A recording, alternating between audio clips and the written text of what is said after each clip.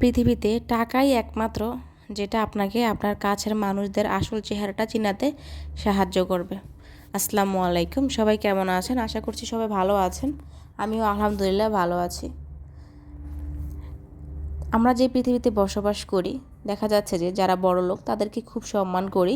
যারা বড়লোক তাদেরকে সবার আগে সম্মানের চেয়ারটা দিই। বাসায় আসলে তাদেরকে খুব ভালো আপ্যায়ন করি, ভালো ভালো খাবার খেতে দিই। সব জায়গায় যাদের টাকা আছে তাদেরকে খুব বেশি প্রায়োরিটি দিই।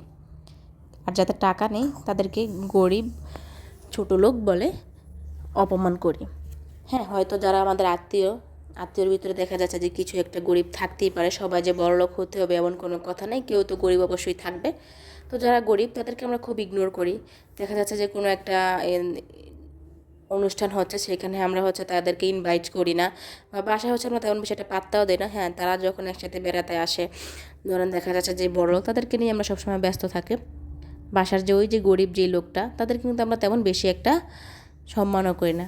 আমি মনে করি পৃথিবীতে টাকাই একমাত্র যেটা আপনাদেরকে সম্পর্ক ভালো এবং খারাপ দুটো রাখতেই কিন্তু সাহায্য করে। আপনার যখন টাকা ভালো থাকবে, তখন আপনার কাছের মানুষ বলেন আর দূরের মানুষ বলেন, সবাই আপনাকে খুব বেশি ভালোবাসবে, সম্মান করবে। আপনার টাকা থাকলেই আপনি সবার কাছে প্রিয়, সে যেই হোক না কেন। আপনার বন্ধু আপনার কাছে প্রিয় হবে, আপনি যার কাছে শত্রু তার কাছেও কিন্তু আপনি খুব বেশি প্রিয় হবেন। পৃথিবীতে একমাত্র টাকাই আছে যেটা যে আপনাকে ভালো এবং খারাপ দুটো চিনাতে বাধ্য করবে। দেখা যাচ্ছে আপনি একসময় খুব বড়লোক ছিলেন, অনেক টাকা পয়সা ছিল, তখন আপনি সবার কাছে খুব সম্মানীয় একজন ব্যক্তি ছিলেন। কিন্তু ঠিক যখন আপনার কাছে কোনো একটা সমস্যা হলো, আপনার টাকা নেই পকেটে, তখন দেখবেন সেই তারাই কিন্তু আপনাকে ছোটো লোক বলবে, আপনাকে তেমন বেশি পাত্তা দেবে না। তার কারণ কি জানেন? আপনার টাকা। টাকা আপনাকে চিনাবে মানুষ।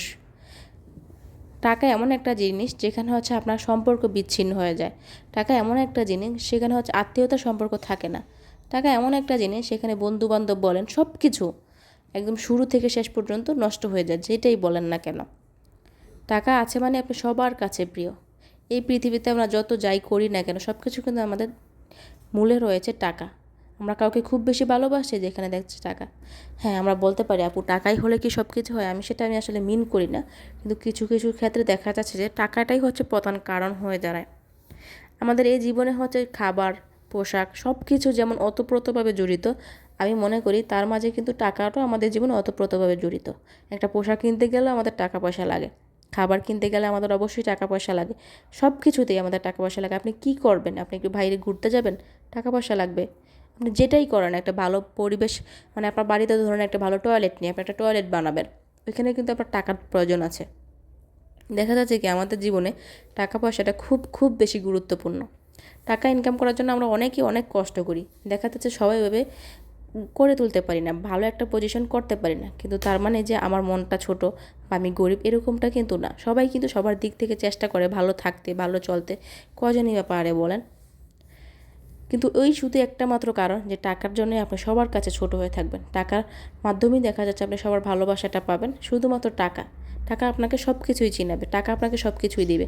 আপনি যখন ভালো থাকবেন তখন কিন্তু আপনার আশেপাশের পরিবেশ, আশেপাশের মানুষজন আপনাকে নিয়ে অনেক হিংসা করবে।